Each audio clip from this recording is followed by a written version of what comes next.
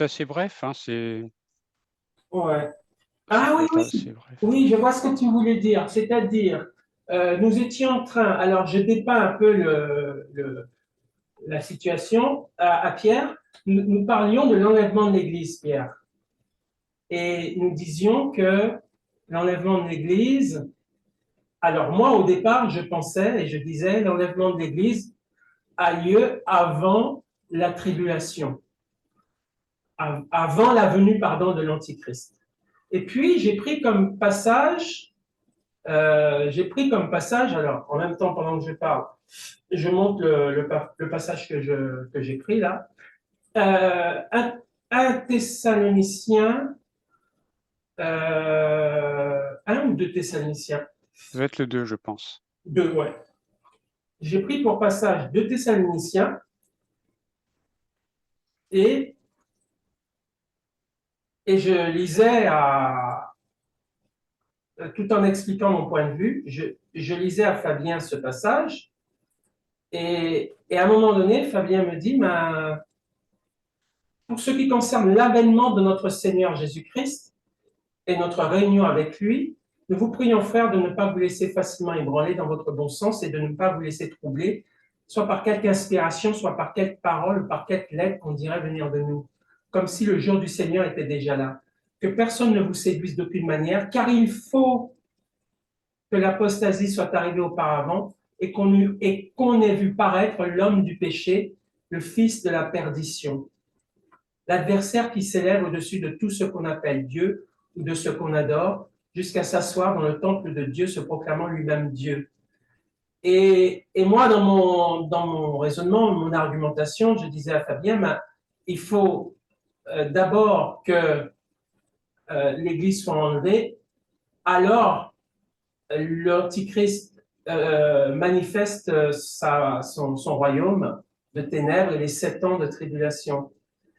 Et Fabien donc me disait, mais il faut quand même que, avant que l'Église, qu'on soit réunis avec Jésus, c'est-à-dire avant l'enlèvement de l'Église, ben c'est écrit que l'apostasie doit arriver avant. Et moi, j'avais zappé un peu ça. Et après, j'ai relu et je me suis dit, mais il a raison, le frère. C'est écrit qu'il faut que l'apostasie soit arrivée avant. L'apostasie, c'est comment dirais-je, l'éloignement de la vérité par rapport à la saine doctrine, hein, ou par rapport à des doctrines et à la vertu morale, à la vertu chrétienne. Hein.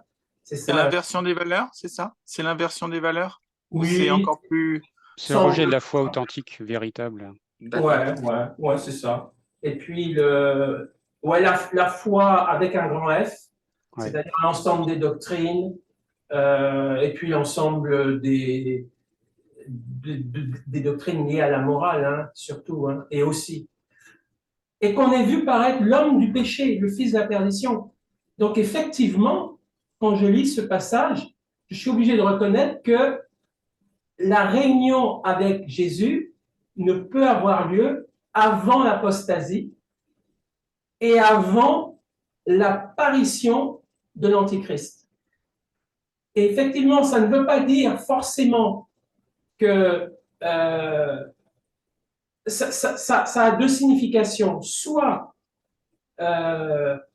l'Église est enlevée au début, peu de temps avant la manifestation de l'Antichrist, soit l'Église est enlevée, et c'est là la subtilité, l'Église est enlevée après les 3 ans et demi où l'Antichrist s'est manifesté, a commencé une alliance avec Israël, donc tout le monde le voit, y compris l'Église, donc, il paraît, comme il est dit, il paraît, avant que l'Église soit enlevée, il paraît, et puis, au moment où il rompt son alliance avec Israël, peut-être que c'est à ce moment-là seulement que l'Église est enlevée. Alors, Hmm. moi, ce que je pense, c'est que je ne pense pas que l'Église va subir ce qu'on appelle la grande tribulation, c'est-à-dire les jugements sur l'Antichrist et sur son royaume, avec tous les fléaux, les coupes, les trompettes de l'Apocalypse, hein, avec tous ces tous ces fléaux gigantesques où des millions de gens, peut-être des milliards de gens meurent. Donc, je ne pense pas que l'Église va être là parce que dans justement 1 Thessaloniciens chapitre 3, alors je ne vais pas me tromper, mais je crois que c'est dans 1 Thessaloniciens, il est dit que Dieu ne nous a pas destinés à la colère, Ouais. à l'acquisition de son salut. Alors, je pense que c'est au chapitre 3, j'ai un doute, mais je crois que c'est ça. Alors, c'est où ça?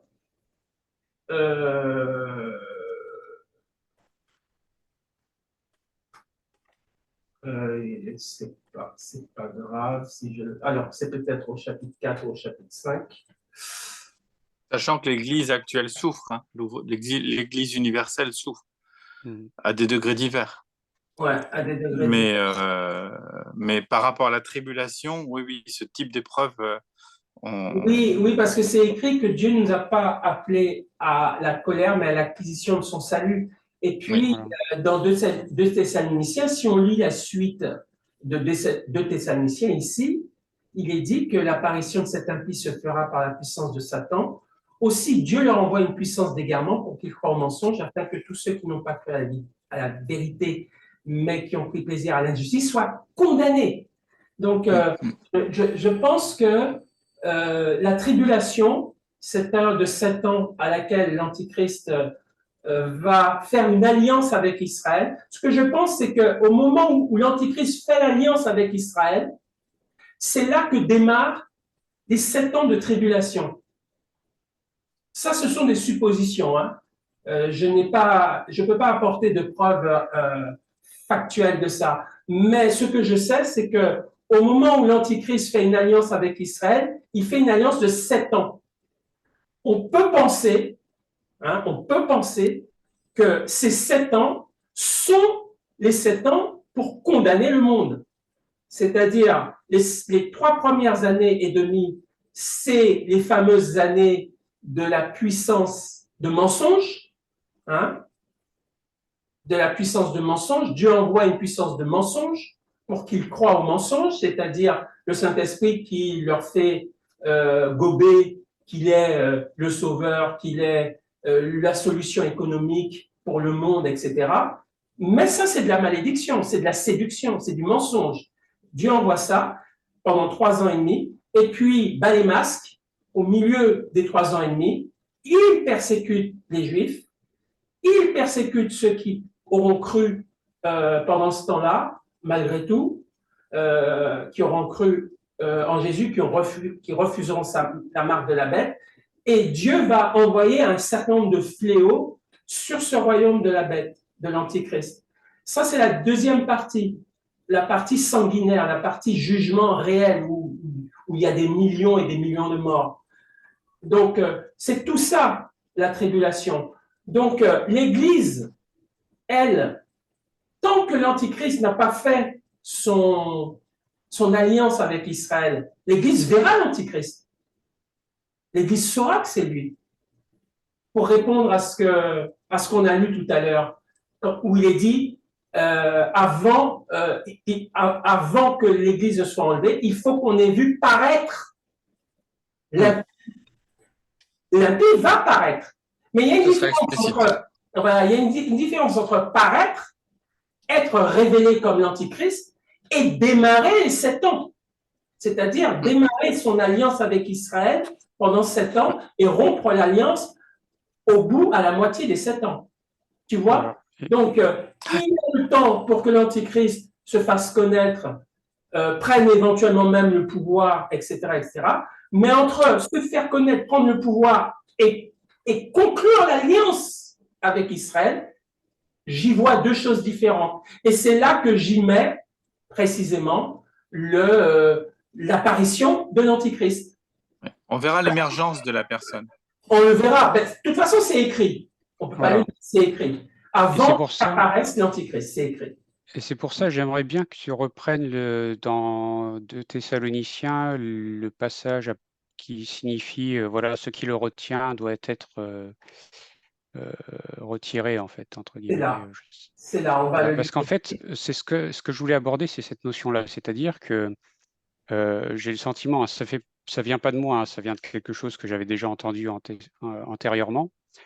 Mais en gros, il y a tellement un message qui a été véhiculé par l'Église et même les commentaires de Bible ont tendance à dire ça. Mais si je prends le texte tel qu'il est, que je me sépare complètement d'une orientation quelconque et que je prends simplement ce qui le retient ou celui qui le retient, sans l'attribuer spécifiquement au fait que ce soit l'Église, raisonnons juste que ce soit simplement Dieu, pour être très généraliste, qui retient l'avènement de cet antichrist. Mhm. Et en fait, il y a un enchaînement que j'ai bien réussi à situer maintenant, c'est Dieu finalement retient l'apparition de cet homme de perdition. Et l'apparition de cet homme de perdition retient l'enlèvement de l'Église. C'est-à-dire que c'est un effet comme ça. C'est comme des poupées russes. C'est-à-dire que Dieu retient l'apparition de cet homme. Une fois que cet homme paraît, oui, l'Église peut éventuellement être enlevée dans un laps de temps qu'on ne connaît pas, mais ce sera postérieur puisqu'il faut que cet homme soit révélé. C'est comme ça maintenant que je le comprends. Mais c'est comme ça que je le comprends aussi maintenant, parce que euh, c'est clairement dit, Et un, dans l'Église, en fait, on nous a tellement vendu ça qu'on sera enlevé avant l'apparition de cet homme, comme pour être dans un espèce de confort où on n'a vraiment pas de souci à se faire. C'est un petit peu quelque chose qui fait partie de l'évangile de prospérité. J'ai un peu ce sentiment-là. alors j'y vois, moi, une espèce de compromis dans les deux thèses, un mélange des deux thèses. Alors, je ne peux pas nier ce que tu dis parce que c'est écrit pour ce qui concerne l'avènement de notre Seigneur Jésus-Christ et notre réunion avec lui. Donc, c'est bien l'enlèvement. Oui, Il faut que l'apostasie soit arrivée auparavant et qu'on ait vu paraître l'homme du péché, le fils de la perdition. C'est écrit. Donc, il faut que l'Antichrist soit reconnu par l'Église comme étant l'Antichrist. voilà. Voilà, ça c'est acquis. On est d'accord, on est tout le monde. L'Église n'est pas d'accord là-dessus, c'est vrai. Mais nous, toi et moi, on est d'accord là-dessus.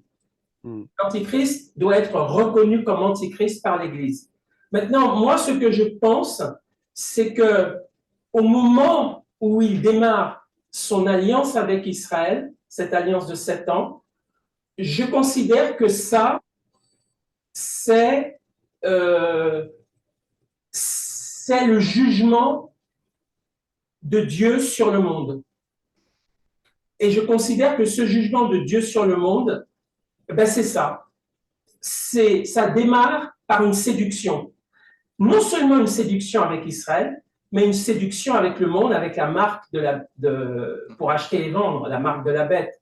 Et puis tout son blabla, tout son verbiage de séduction. L'apparition de cet impie se fera par la puissance de Satan, avec toutes sortes de miracles, de signes, de prodiges changés, avec toutes les séductions de l'iniquité pour ceux qui périssent, parce qu'ils n'ont pas reçu l'amour de la vérité pour être sauvés. Alors c'est vrai que on pourrait aussi dire que l'Église peut éventuellement être quand même là, mais ne pas entrer dans la séduction. Voilà, c'est ça. C'est vrai aussi. L'Église. Et pardon, peut-être qu'à ce moment-là, on n'aura plus de capacité, plus de possibilité d'évangéliser. Dans le sens où les gens seront fermés. C'est peut-être aussi un degré, ça pourra se sentir à ça, probablement. C'est-à-dire que on sera arrivé à une extrémité où les gens seront fermés. Voilà, c'est le cœur de la nuit. Et c'est justement quand la nuit sera très noire que là vient le salut. Ouais. Mais attention, hein, tu auras 144 000 juifs qui vont évangéliser le monde. Oui. Ils vont quand même évangéliser. Oui, parce que ce sera un révélateur. Pour certains, ce sera oui, qu'est-ce qu'on a loupé, mais qu'est-ce qu'on a fait? Au péril de leur vie, puisqu'il y aura des conversions et que des gens seront décapités. Ceux qui auront refusé la marque de la bête, ils seront décapités. Oui. Donc, donc, il y aura quand même des gens qui se tourneront vers le Seigneur, mais peu, à mon avis, peu. Mais ce qui me gêne avec ça, de penser que l'Église est quand même là, elle n'est pas forcément séduite, parce que la séduction est pour ceux qui ont refusé l'évangile. Mais pensez qu'elle est quand même là. Ce qui me gêne avec cette pensée-là, c'est que dans 1 Thessaloniciens, il est dit qu'on n'est pas destiné à cette séduction. On n'est pas, comment dirais-je, on n'est pas, je cherche le terme exact. La colère surtout. On n'est pas destiné à la colère, la On n'est pas séduction, destiné ça. à la colère et je ne sais pas si c'est le mot colère. Et deuxièmement, ce qui me gêne avec ça, c'est que quand l'Antichrist finit son règne dans le chaos, nous descendons du ciel, nous, l'Église avec Jésus, nous descendons du ciel. Donc si nous descendons du ciel, donc ça c'est dans Zacharie 1, si nous descendons du ciel, ça sous-entend qu'on n'était pas là pendant ce moment-là. Oui. Donc, en fait, on envoie une partie. On est témoin en partie jusqu'au moment où, paf, on est retiré. C'est ça. Et donc, voilà. Et donc, ça pourrait être le moment où il coupe l'alliance et il trahit son alliance avec Israël et devient sanguinaire et où tous les fléaux s'abattent pendant 3 ans et demi sur la terre. Ça, je ne crois pas qu'on y participera parce que c'est vraiment le jugement là. Tu vois, ça me rappelle un peu l'Égypte où au début, il y a des plaies qui concernent tout le monde. Les 3 premières plaies là concernent tout le monde. Et puis à partir de la 4e, ça ne concerne plus Gozen, là où sont les enfants d'Israël. Il y a la lumière là. Il y a plus de plaies pour eux. La plaie n'est que pour le reste de l'Égypte. Ce serait peut-être un peu comme ça. Oui, certainement. Il y a des similitudes. Voilà. Mais il est certain que on est obligé de, si on veut marier les deux thèses, on est obligé de dire que l'Église sera là quand l'Antichrist sera manifesté, mais c'est compliqué de dire que l'Église sera là quand il y aura tous les fléaux qui vont tomber pour juger le monde. C'est difficile de soutenir cette thèse-là aussi, parce que on va descendre du ciel pour mater l'Antichrist, Zacharie chapitre 14, et donc, et puis 1 Thessaloniciens 3 aussi qui le dit, hein, 1 Thessaloniciens 3, 2 ou 3, tout au début du chapitre, ça doit être chapitre 2, je pense.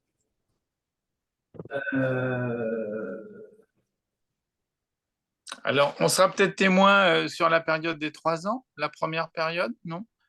C'est possible. C'est possible. C'est possible. En tout cas, on aura identifié l'Antichrist parce que c'était. C'est ça, oui, ce sera explicite, ça, par contre.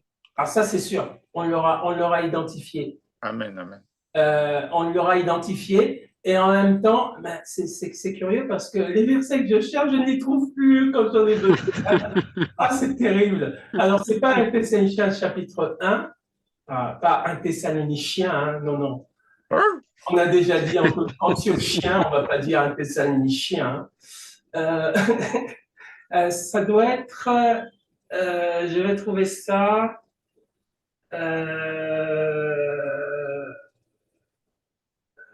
Non, c'est pas ça. Au chapitre 3.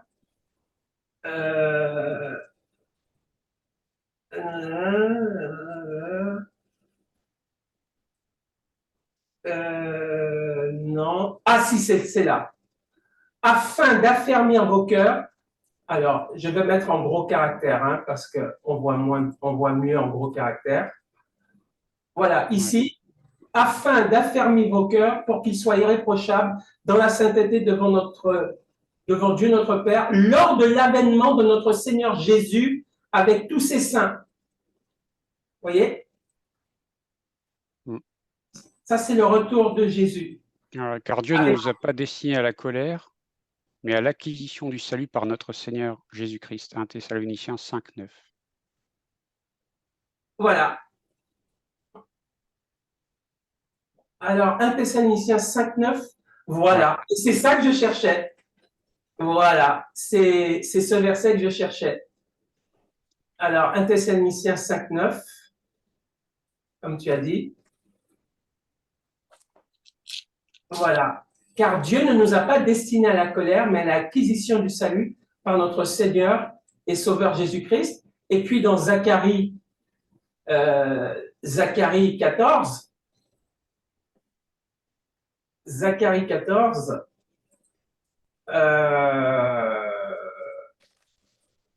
au verset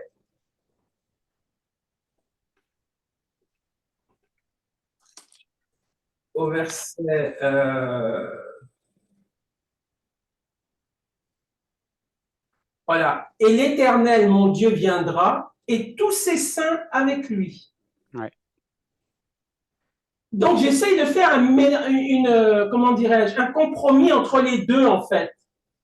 Donc, je peux imaginer, on peut supposer qu'on redescend pour juger l'Antichrist. Ça veut dire qu'on a déjà été enlevé avant, mais on l'a identifié, puisqu'on n'est pas enlevé avant l'apostasie et avant l'identification de cet impie. Donc, on peut imaginer qu'on est enlevé soit au début de cet accord, qu'on voit, c'est dans Daniel hein, qu'on voit l'accord que l'Antichrist fait avec les Juifs, hein, c'est dans Daniel, de 7 ans. Donc, avant cet accord de 7 ans, on l'a identifié comme Antichrist, et au moment où il fait l'accord avec Israël, on peut être enlevé à ce moment-là. Pourquoi? Parce que cet accord définit le démarrage de la tribulation et de la séduction du monde. Et cette séduction, c'est la condamnation que Dieu fait tomber. C'est la colère de Dieu, qui tombe sur le monde. Première partie de cette colère, la séduction, le mensonge. Deuxième partie de cette colère, les fléaux. À la fin des fléaux, on descend. Donc, ces 7 ans, c'est la colère à laquelle on n'a pas part. On vient de le lire tout à l'heure. D'accord. Voilà. Mais l'apostasie sera explicite. On verra des choses. Déjà, on les voit. Déjà, on les voit. On est déjà dans le jugement. On les voit et on voit même le préalable du gouvernement mondial. Parce que l'Antichrist va sortir de ce gouvernement mondial. Il va établir, il y aura 10 rois, 10 cornes, et lui sera une 8e corne. Il va abattre 3 cornes, 3 rois, et il va se proclamer chef, et il va écraser, enfin, il va prendre le pouvoir sur toutes les autres cornes, et c'est lui seul qui va rester au pouvoir. Comme a fait Napoléon, à peu près. Napoléon, oui, l'Europe, elle est d'ailleurs en plein centre de la résurrection de différents systèmes antichristiques qui sont très parlants. J'ai pas mal d'écrits sur ça, c'est formidable. Amen. Tu nous feras partager ce que tu as écrit. Oui, c'est une prédication que j'avais résumée, que j'avais pris des notes parce que c'était vraiment impressionnant de voir comment dans l'histoire déjà, on a tous ces systèmes qui préexistent et qui sont des résurrections finalement à chaque fois. C'est ça. Et il faut que je trouve le verset exactement.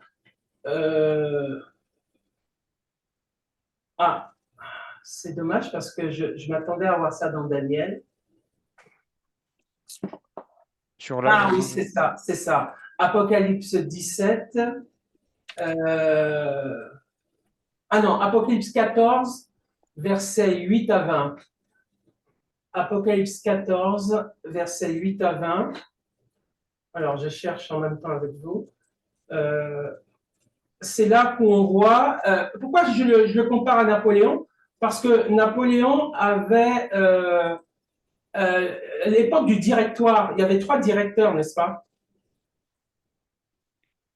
Oui, je ne sais plus exactement. Ouais, il y avait 3 directeurs, dont Napoléon. Comment ça se fait? Je marque un truc et le truc il disparaît. Dont Napoléon. Alors, Apocalypse 14, 8.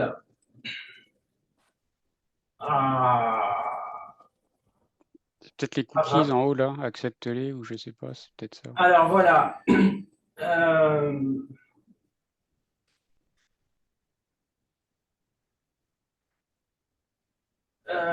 Et un autre ange. Non, c'est pas ça. Bon, c'est pas grave.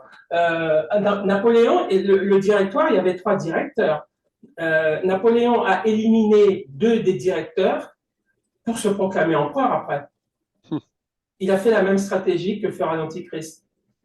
Il y aura donc 10 cornes, et puis lui, il va éliminer 3 cornes. En fait, c'est l'impression qu'il y a plusieurs candidats à ce titre d'antichrist, en fait. C'est une guerre enragée, finalement, intestine, dans le camp du mal, pour dire non, c'est moi, je veux être. C'est terrible. Ah oui. Ouais, il y aura une mondialisation collégiale. Une mondialisation collégiale.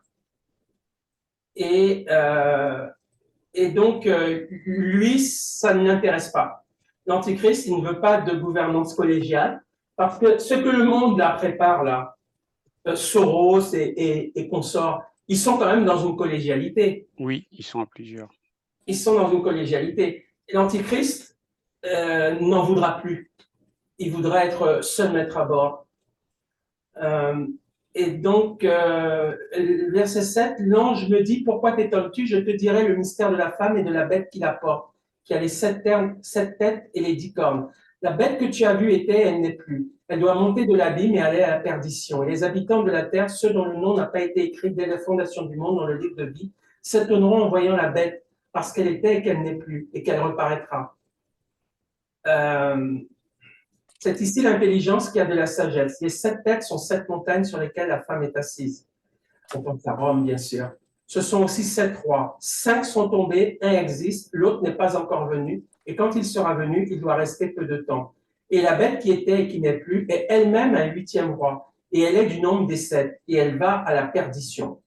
Les 10 cornes que tu as vues sont 10 rois qui n'ont pas encore reçu de royaume, mais qui reçoivent autorité comme roi pendant 1 heure avec la bête. Ils ont un même dessein et ils donnent leur puissance et leur autorité à la bête.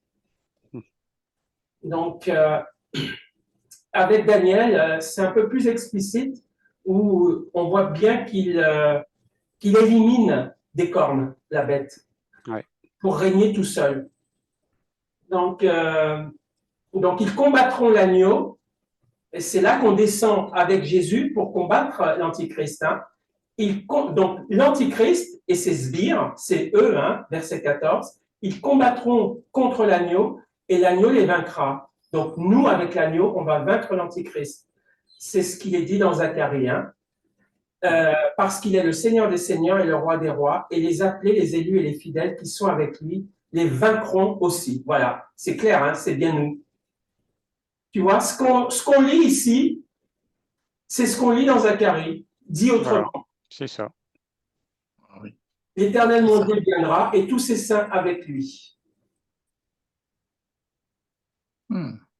L'Éternel paraîtra et il combattra ces nations.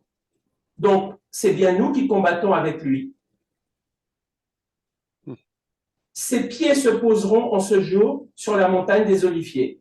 Donc, c'est bien lui qui descend du ciel, Jésus, et qui pose ses pieds sur la montagne des Oliviers. Donc, tout est cohérent, en fait. Hein. Quand on lit la parole avec plein de versets, on s'aperçoit qu'il y a une cohérence. Hein. Amen. Il y a une cohérence. Donc, pour moi, cette histoire de à quel moment exactement on sera enlevé, c'est pas vraiment Non, c'est pas important. C'est pas vraiment important. Ce qui est important, c'est qu'on reconnaîtra l'Antichrist avant d'être enlevé. Et selon moi, ça ne tient qu'à moi, c'est un avis personnel, on ne devrait pas participer, en tout cas au moins à la deuxième partie de la tribulation, c'est-à-dire à la partie sanglante et sanguinaire. Parce qu'on n'est pas destiné à ça. On s'arrête à la mi-temps. On s'arrête à la mi-temps, ouais. Dans un match de foot. Alors, c'est pas un match nul, hein. C'est la mi-temps seulement. Ouais. Parce que là, le score, c'est 1-0 hein, pour nous.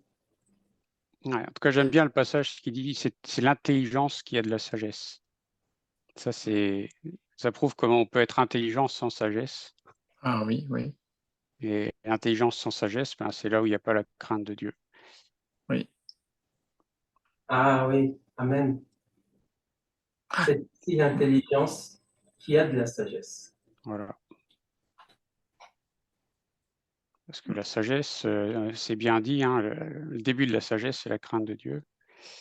Donc c'est très intéressant parce que les illuminés, les Illuminati et tout ça, c'est une intelligence, mais qui est dévoyée, quoi. C'est une lumière ténébreuse. Et les 7 collines, ça rappelle Rome quand même. Hein. Voilà, c'est ça. Ah oui, c'est pour ça l'Europe, elle est vraiment en plein cœur de l'histoire biblique. C'est vraiment Rome, ça. Hein. Ouais.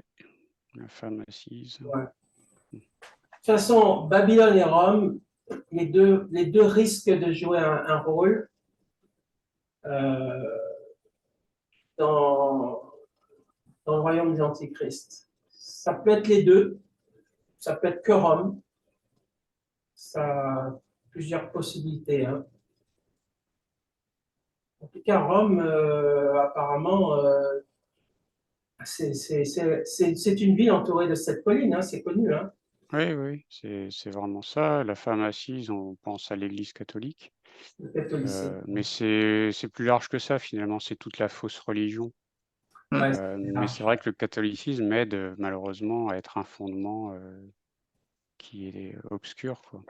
Oui, on voit bien le début des connexions avec d'autres mouvances religieuses Ouais. pour ce qu'on appelle vraiment L'œcuménisme. l'œcuménisme.